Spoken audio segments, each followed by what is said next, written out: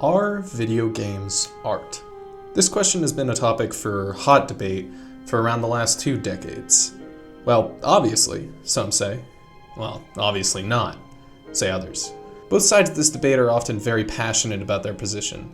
If a person had a deeply emotional experience with a game, they may get frustrated when another person claims that what they experienced is not art. Meanwhile, many critics view video games as a lesser medium that would degrade art if they were allowed to be considered as such. Evidently, this creates a very complex debate. However, many choose to yell their opinion passionately instead of having a reasonable conversation. I want to rectify this by rationally exploring this debate. Join me as I engage in a close examination of the world of art and video games to determine if video games can truly be considered an art form.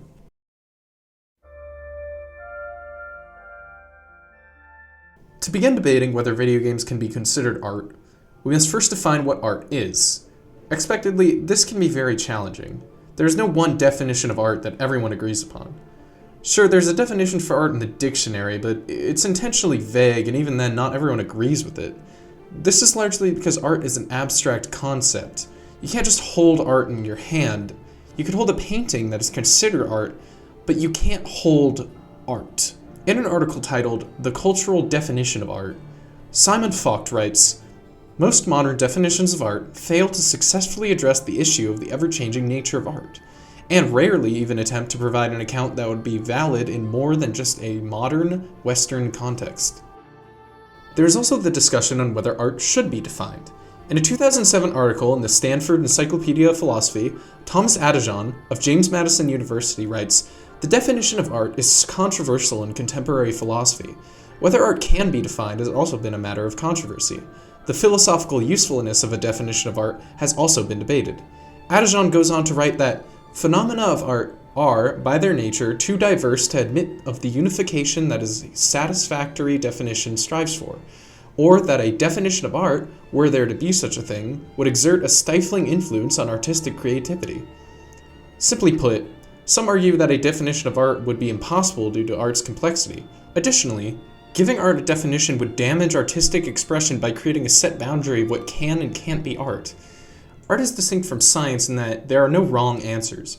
We can have critics decide what is good and bad art, however, this is all subjective. A mother might put far more value on her child's stick figure drawings than even the most beautiful Monet.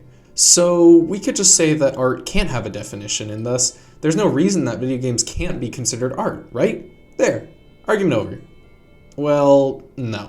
For one, not everyone agrees with the idea that art is undefinable.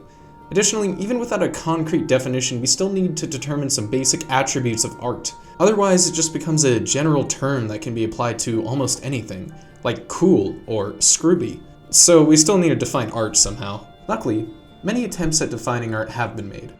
Going beyond the definitions that can be found in a dictionary or via Google search, we can find some interesting results. In a 2017 article published by Cambridge University Press, Robert Kresbauer of the University of Surrey writes, "Art objects differ from other objects because they are intentionally created to embody a producer's, i.e. artist's, expression." Going on to say, "Art objects are social objects, whose appeal and value are determined largely by the strategic interaction between the artist and the audience." Pulling from Kresbauer's definition, I will define art as it will be used in the context of this discussion. Art is anything that is created specifically to embody the creator's expression. Art also needs to be able to interact with the viewer through some means, whether it be through the senses or a viewer's thoughts. And with this, we have our definition of art.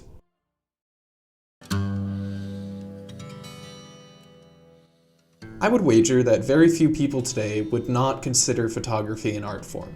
You can go to an art museum today, look at the wall, and see photographs. It is generally understood and almost obvious to most people that photography is art, but it wasn't always that way. In fact, at its inception and for many years following, photography was denied the privilege of being considered an art form. Photography was seen more as a scientific tool than any medium through which art could be created. In Photography, A Critical Introduction, Liz Wells writes, "The medium was often regarded as falling outside the realm of art, as its assumed power of accurate, dispassionate recording appeared to displace the artist's compositional creativity. Initially, photography was rejected the categorization of art because it didn't fit the definition of art at the time. Imagine if photography was never allowed to be considered art. Would we have ever given proper appreciation to Ansel Adams' stunning photos of the American West? Would we have taken so much time to examine Dorothea Lange's documentary photographs? Would we have been so fascinated by Henri Cartier-Bresson's street photography? Probably not. It is therefore a wonderful thing that photography did eventually get considered an art form. Film as an art form has also been debated endlessly. One prominent argument that is brought up is that films are not singular pieces of art, but vessels through which many forms of art are showcased. The writing of a film, the music of a film, and even the acting are all individual pieces of art, but the movie as a whole cannot be considered art. You may disagree with this argument entirely, and that is completely fine, but keep this argument in the back of your head, as it will come up again when we discuss video games.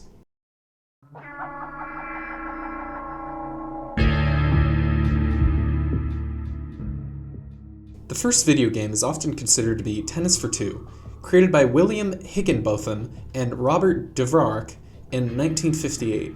22 years later, Pac-Man was released by Namco. I don't think anyone considered these games art. They aren't imbued with the expression of their creators either, so they don't fit our definition. We can easily see that not all video games are art. However, over the 44 years since the release of Pac-Man, video games have changed a great deal. In 1998, Half-Life made strides in the gaming world through its unique structure that opted to tell its story through scripted gameplay sequences rather than cutscenes.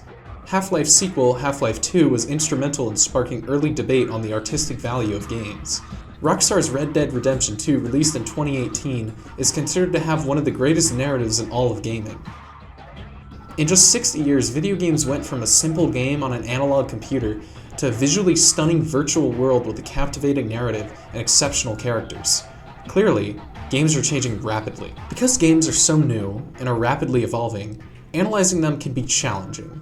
In an essay titled Perspectives on Video Games as Art, Jeroen Bourgeon and Geert Vandermeesch of Ghent University explore the debate of video games as art. They write, as a new art form, one largely immune to traditional tools developed for the analysis of literature and film, video games will challenge us to develop new analytical tools. Video games are such a unique form of media that we largely lack the skills to objectively judge their artistic value. As more studies are conducted on video games, we will gain more tools to properly analyze them. For many years, video games were held back from reaching true consideration as an art, largely because video games did not offer much as a form of artistic expression that other mediums could not offer. The early Call of Duty and Medal of Honor games presented narratives that could be found in any World War II film. One game changed this. One game pushed the limits on what players expected from video games and managed to create an experience that cannot be replicated in any other form of media. The game's name, Bioshock. Warning. This section contains major spoilers for Bioshock's story. If desired, feel free to pause the video, complete the game, and then come back. Upon booting up Bioshock for the first time, players are treated to the following scene.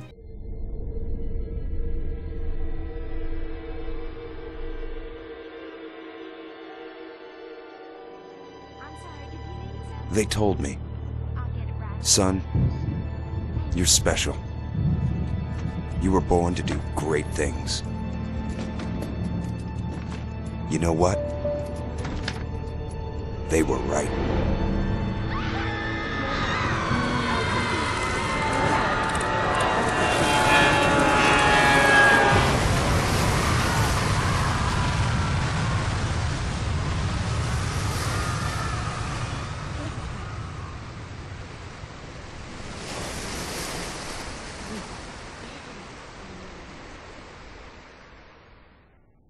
In Bioshock, the player is a man named Jack, the sole survivor of a plane crash in the Atlantic Ocean.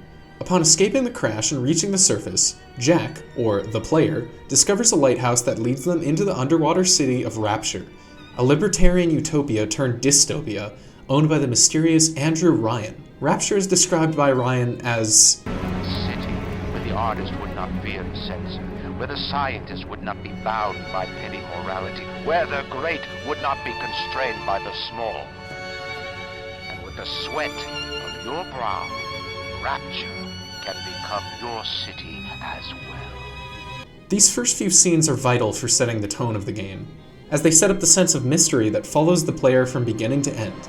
The intrigue continues to grow when a man named Atlas contacts the player on a radio and begins to act as their guardian. A kindly Irishman trying to find his family in the aftermath of a massive civil war, Atlas enlists the player's help.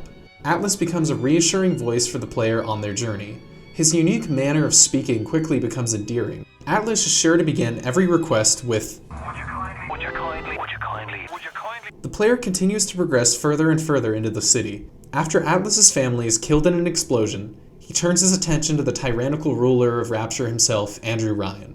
Atlas requests that the player go to Ryan's office and kill him to free the city. When the player arrives, Andrew Ryan begins a monologue that would go down in gaming history. In the end, what separates a man from a slave? Money? Power? No. A man chooses. A slave obeys. Stop, would you kindly? Would you kindly? Powerful phrase. Familiar phrase. Would you kindly? Would you kindly get this? Would you kindly find that? Would you kindly find that? Would you kindly find? Would you kindly get this? Would you kindly head to Ryan's office and kill the son of a bitch?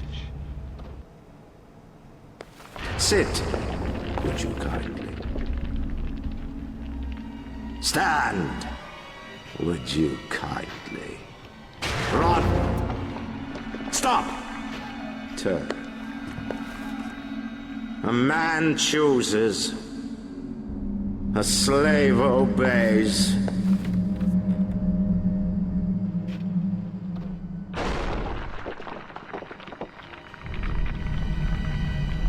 Kill!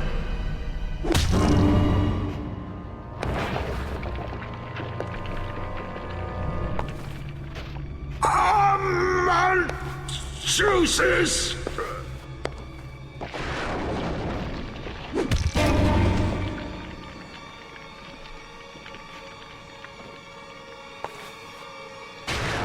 A slave obeys!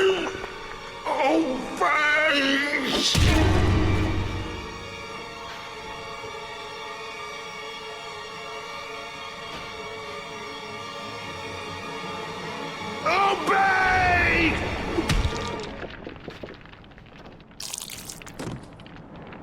You were being controlled the entire time.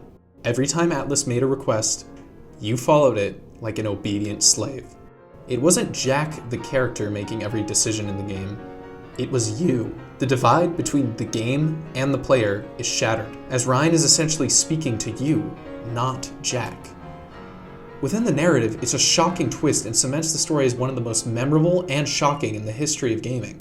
Outside of the narrative, it creates a grim commentary on the nature of choice in the real world, as well as the digital world. Players hardly ever think about the decisions they make in games, especially when they are ordered to do something by a trusted ally like Atlas. Some players may not have even trusted Atlas fully. Still, they continue to follow his commands and complete objectives. Well, you have to do what the game says to complete it, but why does one have to complete it? You could have just as easily stopped following the commands of Atlas and roamed about Rapture until you got bored and turned the game off. But that's not what's expected. Players are conditioned to follow objectives. Bioshock used the medium of video games to its absolute fullest, to tell a narrative that cannot be replicated in any other way. Not only is the game a commentary about player choice in the digital world, but it is also a reflection of the illusion of free choice many people experience in the real world as well. In a research article titled Canonizing Bioshock, Cultural Value and the Prestige Game, Felon Parker of Concordia University writes, Bioshock might as well be the Citizen Kane of games, not because of its inherent aesthetic value or enduring greatness, but because of its place in the gaming canon as enduring popular proof that important works of art can be achieved in the confines of the industry. Since the release of Bioshock, numerous games have been released that have furthered the argument that video games can be art. Still, no single game has had as large of an impact on the debate as Bioshock had. In a future where video games are considered art, people may look back upon Bioshock as where video games were first offered their chance as an art form. Maybe art can't be defined. Maybe it shouldn't be. Our definitions of art will likely continue to change as time goes on. More potential art forms will be created, and more debates will be had about their place in the art world. More studies will be conducted, more research will be done. In his book, What is Art?, the famed Russian author Leo Tolstoy writes the following: "The business of art lies just in this, to make that understood and felt, which in the form of an argument might be incomprehensible and inaccessible." Perhaps Tolstoy's definition is the greatest. Art should not be defined by how it looks or how it is presented. It should be defined by the heightened connection it allows us to have with others. Video games are an art form. Not every game that's released can be considered a piece of art, but the medium of video games is without a doubt a medium that allows for a great deal of artistic expression. Video games can be utilized to convey themes that cannot be conveyed in any other form of media. Regardless, just that there are still those who refuse to consider photography art, there will always be those who refuse to consider video games art. Still, we can hope that someday in the future, games will finally receive the respect they deserve as one of the most unique art forms ever created.